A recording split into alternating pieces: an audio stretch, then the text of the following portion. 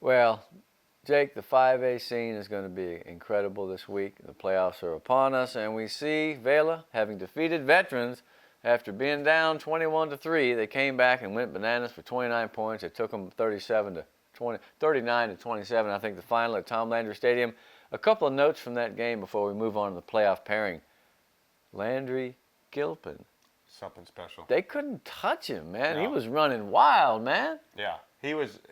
First half, it was like he was on skates. And I've said, people have asked me, what do you mean, the kid? If you saw him run, he was cutting on a dime, and Veila's guys aren't slow. No, man, they just couldn't get him. They Yeah. couldn't touch him. They couldn't reach him. He had a couple of touchdowns in the first 5 minutes, and it was Yeah. 14-0, and people were stunned. Yeah, and I've never seen Veila's fans that quiet. And, I know, man. They were quiet. They didn't were. come alive until They were just pouting. the late touchdown in the first. Yeah. Well, it was 21-3. Then they came to 21-10 at the half, and still we're kind of like, wow, what's going on here? Then they turned it on. Yeah. And did they turn it on. Robert Guerra was running with his hair on fire. That was ridiculous, man. He was killing. Yeah. Absolutely. They had a hard time finding him in the second half. I mean, because when he clears the line, he's gone. The funny thing about him is that, one, he runs like he wants to club you, and he does. But two, some people will say, well, he looks too much. Because he will he'll float, and he'll look, and then he'll explode, and then you hit him, and he bounces off because he's super strong for a little guy. I think that when he gets against the tougher, faster defenses, he will probably move quickly. Here's the thing, he has great football smarts, okay? Great instincts. So he does what he needs to do. He sees the holes open. He sees the path happen before anyone else. So it may seem like he's looking around a little bit, but he's just making plans, man. Yeah. And this week, I mean, I don't want to say he's going to have his way, but he's going to have to actually do a little bit more than what he did last week in the first half. Well, I'll tell you what, he ended up with 275. That wasn't too shabby. Yeah. But I know what you mean. They're going to play. They really tagged him in the first half. They went after. They did, and the hit that Libano put on him on the goal line. Kevin Libano from Veterans, man, that defense played great. Him and Cabrera, they're both. I would hate to see them in the weight room. They'd have all the weights. You wouldn't be able to use none. Those guys are strong as hell. I'm going to tell you, Libano came up, and Robert is a strong guy too, but he just laid him down, man. Pow! And Cabrera got him a couple of times, and when he gets you, you stay got, because he ain't but about 5'7", but he's thick as a brick, and he's strong as a bull, man. I was impressed with those guys. I mean, they played Veila to their knees in the first half. And, we talked about this. They missed 2 field goals, and if they had those should have field goals, cashed, man. No, 10 points right there. They left on the field. They should have cashed, but here's the thing: you needed to cash them points because you had a feeling Veila was going to come, and they did. Yeah, man. And they did it through the air. They had that nice that nice reception right before the end zone, right around the 3-yard line. Yeah, you mean Elijah's catch? Elijah's, yeah. Yeah, well, Bobby Tovar had 13 catches, and I wanted to mention him for Vets because he's an amazing player, leading the Valley in yards.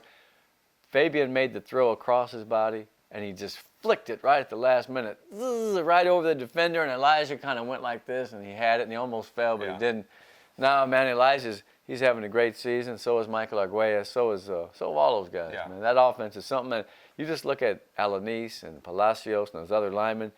That may be the reason they can go 3 deep, because that line is really good. I mean, yes, the skill guys are wonderful, but man, that line is very good. Now, the one thing I wonder is, can they stop Porter's running game? And that's the thing, because Big Gutierrez. Who does he remind you of?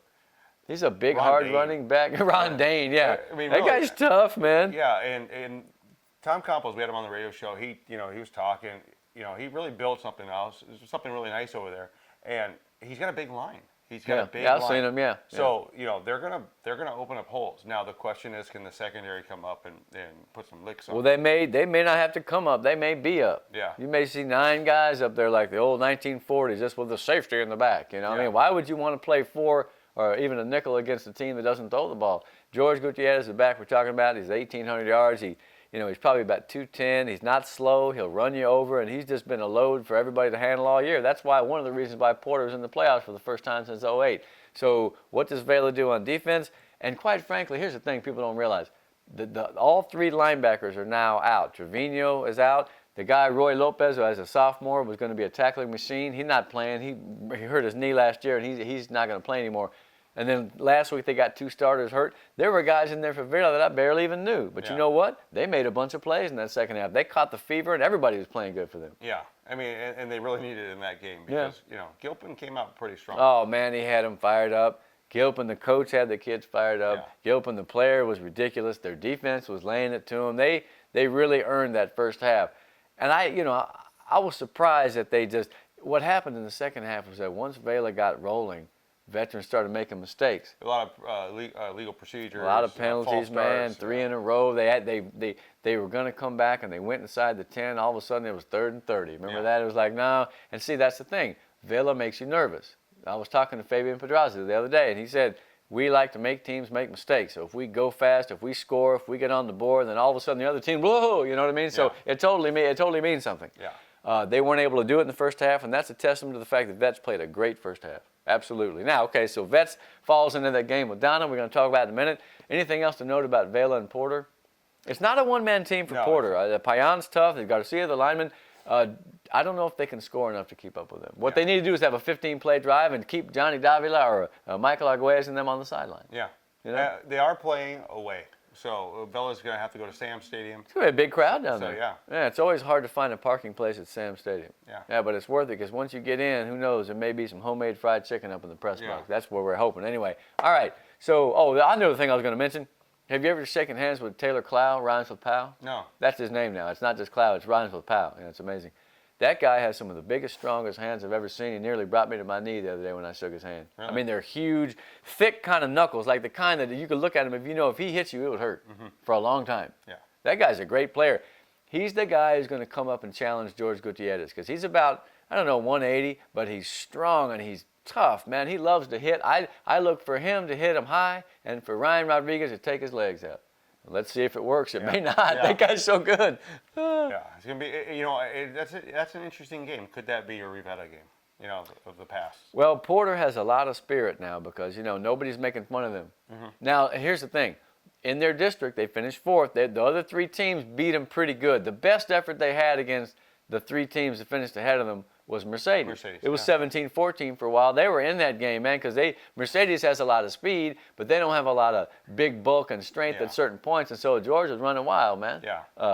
Ed Couch took it to him pretty good, I think 49-21. Of course, Donna beat him pretty well, too. So what that means is if you think Veila, Donna, if these are the teams in that echelon, then they may have a problem because there's a reason Veila's 10-0 and ranked number 2 and 13 in the States because they're very good.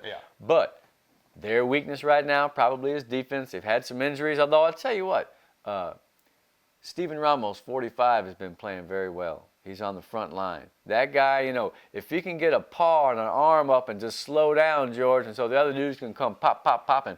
But I'll tell you what, many have tried and few have been able to succeed. It's kind of like shooting down the Red Baron. That's what I'll call George from now on, the Red Baron. Although it might be Jorge. I just like George. I like calling him Georgie. Hey, bottom line, 35 is his number, and get out and watch that kid because he's legitimate. All right, so the winner takes on Uvalde and Victoria East. I have a funny feeling it might be Victoria East, but Uvalde is pretty solid. They're 6-4. East is that team that has a mirror image of Veila. More on them to come later.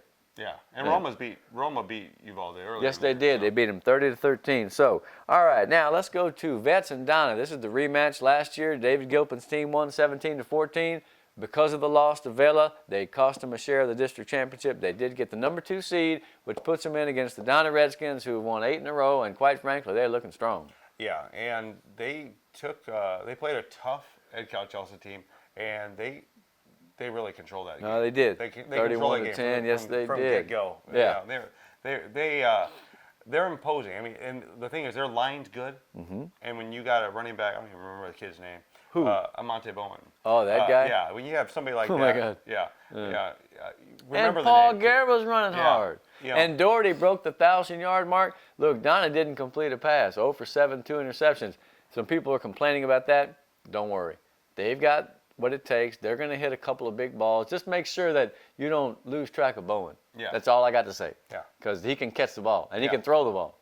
And the thing is, coming out of the backfield, he has some long strides, And once he clears the line, you get to see the He's a lot like McGowan, except for he's galloper. Yeah, he's a galloper, but stronger. Yeah. But so he lowers his head like McGowan will jump and then knee up and then choom, he goes to the side. Where Amante was look like he'll get up in the air and come down, and as he comes down, he'll blow some guy away down there. He'll knock you over and then he run. likes to run between the tackles. It's Yeah, not, he's not an outside running back. He can really take it right up the middle. Yeah, and he hits the hole hard, and he's strong. I wonder what that kid's bench is. I'm thinking like 320 or something like that. He's a strong kid, big, strong legs, and he's got natural hips and movement. No, he's a great back. Now, can Gilpin match what he did against Veila in the first half, but do it for an entire game? Here's why I think, Here's when he rushed for 100, passed for 350. He was insane. Him and Tovar. And by the way, Joe Tovar was at the game. Morales was at the game. Jacob Garza was at the game. It was fun. It was cool, man. It was like, it was a reunion, man. Yeah. Everybody was talking about that Jacob Garza hit. Oh, that was beautiful against the East. Yeah. That you played 80 times and tried to. Yeah. But no, it was good. And he's coaching in junior highs now. Yeah. And Adrian was looking good. Although he doesn't have that. He's not on the all-hair team anymore. No, but that's all right. He was one of the originals. Yeah. You know what?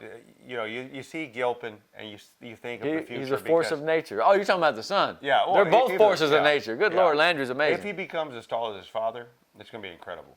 I mean, can you imagine him at QB with that speed? He'll be a D1 player. Yeah. If he gets to 6'1", he's a D1 player. If he keeps his skills, because he's very quick. He doesn't have a great arm yet, but he's very accurate. Sometimes it almost looks like he's pushing the ball. Yeah. But it gets there. Yeah.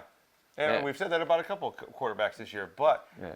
Ortega doesn't exactly air it out. No, if you're accurate, who cares if you throw it with your nose? It doesn't matter, And he was composed. Yeah. I mean, he really was. I mean, he knew exactly what his dad wanted to do. And he ran it to a T. I mean, in the first half, they were. It wasn't his fault with the illegal procedures. It wasn't. No, only one was in the third quarter when he came up and got so excited that he snapped the ball. Hell, there were 8 guys in motion. I thought I was watching the Montreal Alouettes. He made very few mistakes, though, and he's going to be a good one. All right, well, let's get back to this whole thing, Vets and Donna. Yeah. Will Landry be able to do the same thing? Well, it depends on the offensive line, first of all, and quite frankly, they look great in the first half. Donna probably has a better defense than Veila. In fact, I would say that's probably a safe bet, especially the front line. So it may be a little different look that he gets. He'll get some more pressure from up front. So is he athletic enough to do it? Of course he is. I think so, yeah. Yeah, absolutely. Hey, by the way, I didn't want to get away from this game without talking about 61. Jaime Lopez, the guy from Mission Vets. He's one of the reasons why they're where they're at. He says he loves to watch the show, so this one's for you, homeboy. Go up there and get yourself a win against the Donna Redskins. That's going to be a good ball game. Yeah, it is. Yeah, I know that Donna wants some revenge in the rematch, and who knows, they may get it. Yeah. All right. Now, and the winner will play whom? Victoria West, probably. Yeah. So that's a tough game. Congratulations. Well, that's a tough game. It's going to be a tough game. Tough second-round matchup, but all the 5As have tough second-round matchups. I mean, you're going up north. Right. And you know what's funny is that you look at these 5A teams. I mean, it was 35A, had 6 teams that were good. When Alice doesn't even make the playoffs and Flower Bluff doesn't make the playoffs, it's crazy because there are so many good teams in 5A, Vandergrift, Vista Ridge, Georgetown, Cedar Park, blah, blah, blah. I mean, it's an amazing region, man. And there are teams in the other regions that are almost as good. Yeah. Well, so Division I's got Veila and Porter and Vets and Donna. 2 good ball games, particularly Vets and Donna, because I think that's too close to call. I feel like Donna, if you're going to have a favorite, it's about a field goal edge, maybe 5, something like that. Yeah, it's going to be, I think if we're looking at 5A games, that's that marquee game, at least in Division I. Absolutely. And you know what? Since Donna's playing at home, let's make it a touchdown. Yeah. And, of course, remember, we're not odds makers, but we're just trying to tell you what we think will happen. And, of course, we've been wrong in the past. We'll be wrong again. Yeah. Division now, II. Game. Yeah, man. Now, again, so Mercedes, why are they playing at Sherland if they're the higher seed? That rule doesn't apply or what? Well, I mean Vela's playing at Porter. So I guess that thing was a bunch of crap. Yeah. But this is the Adame Bowl. It is the Adame Bowl. Golly. Yeah, I mean, cousins playing against each other, but, there's, more than that, Ron is from Mercedes. Right. He's going to be playing against his hometown team, and it's a great storyline. And Mercedes is the favorite again. Yeah. I mean, they're the favorite, but it's going to be closer than what people are. Sherland has won 3 in a row. That defense that was seeming suspect at times has given up 17 points the last 3 games. They've played like a defending champ the last 3 weeks. I don't care who they played; it's how they played. Yeah. All right.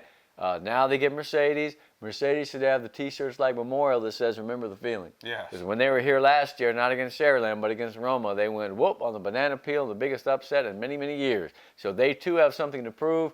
How much will Sherland have left of that playoff mystique and magic that says, "All right, sucker, we're up 7 points because you're scared of our uniform"? Because that's the way it used to be. Yeah.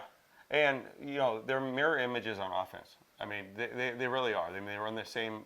It's the same offensive sets. I mean, they like to spread the field. They use their speed. They use their agility. I'll tell you what I noticed at Isaac Veila from Mercedes. He's running better and better by the week. He's breaking tackles. He's getting to the outside. He is back to where he was last year at the beginning of the season, and maybe even better. If we were doing, little check marks for who's better, I would say the running back edge goes to Mercedes. Oh, him and Ledesma, no doubt about that. The quarterback, though, that's where I start to go. Is that Sherland's? Even though they're splitting time. Campos he's had 6 touchdowns the last 2 games. He's just a money player. Yeah. I mean, I don't know what he would do over the course of a season stat-wise, but he's a winning type of player. Yeah. And you got Carter catching touchdown passes. But again, Zach Gomez. So I feel like it's a relatively even game. My gut feeling tells me Mercedes might be a more consistent team, but that doesn't mean they're going to win in the playoffs. Like I said, it's still Sherland, and so let's see. Yeah. Let's just see. The one thing they do have is Roger Adame the third. Roger. He's got a ton of tackles, man. Yeah, he's one of the best, linebackers. Newcomer of the year candidate. You heard it here first. Maybe not, maybe third, but I mean, I think he's definitely very good. Yeah, and he can really come up and put a good lick, as you like to say. Yeah. I really think that the defense is where it's going to come down to. I mean, I really think that Mercedes' defense is probably a little bit better than. Look, I'm going to go out on a limb. I don't want to make the Rattlers mad, but I think it's a good sight better, at least in body of work and performance, right? 200 and something yards a game. Sherland's giving up like 370. I mean, the linebackers. See, that's the thing. Sherland around their lineup has some effective players, but as a unit, they have not stopped teams. Of course, on the other hand, they're playing in a district where there's some great offenses too. Yeah. And, I look at it this way. If they could do what they did to Memorial at the beginning of the year to Mercedes, right? I think that they'll win the game, and they'll win it easy. Well, if they win the game, they'll play Cal Allen. Yeah. Probably. Cal Allen's got, is it Medina Valley maybe or something like that. And, that's not a bad team, 7-3, but Cal Allen, despite the fact that they lost to the Hornets of Flower Bluff, they're a very good football team. I'm not saying they're going to go 4 deep again like they did back in the day, but they're still very quality. Mercedes had them early, and then they scored early, and then they gave up some points. I don't know. I think that if either team has a great game, they can play with Cal Allen. I'm not saying they're going to beat them, but I mean, they're going to have to be very good. Yeah. But first, we got to get through the first round. So I think that, like you said, is a very good game. Now, what about Roma and Ed Couch? Teams headed seemingly in opposite directions. Yeah, Ed Couch has lost 3 of their 2 out of 3. 2 of the last 3. Or is it 3 out of 4? I think it's something like that. 6 and 4 now. They lost their last 2 games. Yeah. Pace and Donna. Segura was back in the last game. He really hasn't been able to find that magic that he had when he came in against Edinburgh North and all the way up until Pace. Right. Mercedes, excuse me. Mercedes. Yeah. They haven't been the same really since that. They really need this win. I think if they get the win, it'll roll into the next round. Wow. But they need to get this win. GP and Somerset await, and neither one is great, although GP's playing well lately. Ed Couch, here's the thing. We can say you have a lot of talent, and we can say people can fill in, but it's not the team that you won at the beginning in terms of personnel consistency. Mm-hmm. So that means that one dude is back, and he's out, and he's around. You just never get a chance to really get a flow going and some continuity, Now, great athletes can make things happen in a one-game setting, so Roma better look out. Here's the thing about Roma. Very steady, very calm, not over-talented like they're going to run for 1,000,000 yards, but they're a solid team, man. They're not they've got heavy hitters. Yes, they do. Rene Ramirez is a big kid, man. Espinosa's back at 140. Yeah. Marroquin's doing pretty well. Elias Martinez is the latest name from Roma, a pretty good receiver. They still got Peña, Escoto. They got good guys on defense, Garcia. No, I feel like Roma probably, and this is going to astound people, but I think they're favored. Oh, they're 8-2. And they have a bigger line than Ed Couch's huge line, man. Yeah, Ed Couch doesn't have a very big defensive line. So, it's going to come down to, are you able to find Espinosa? Because he's a small back. Once he clears the line, you got to find him. And if your line's small, that's where it's going to hurt you. Yeah, well, Ed Couch has got some good kids on defense, man, especially Alan East in the middle at 55, 4, 24. Those kids are good, too. It's just that, once you start to have problems as a team, the psyche starts to take a hit, man. So, lose the pace. Them kids are walking out the locker room like, what is this, man? Yeah. So if they can get it back together, and if they can play like they're capable of playing, then they can beat Roma. I'm not saying just because I think Roma's favored, That doesn't mean that I don't think Ed Couch can beat them. I know very well that Ed Couch can beat almost any team in the Valley if they're right and they get the spirit back. And it's going to be a big test for them. I think they're going to show their character. I think it's going to be a hell of a game. Yeah, I do too. Yeah. All right, so we got some great things lined up for 5A. Now, before we get to the 4As, let's just say, and this is a little hint, I think we're going to get one. I think we're going to get a couple out of that sub-5A group. And you have to come back and watch this next segment to see what we're doing.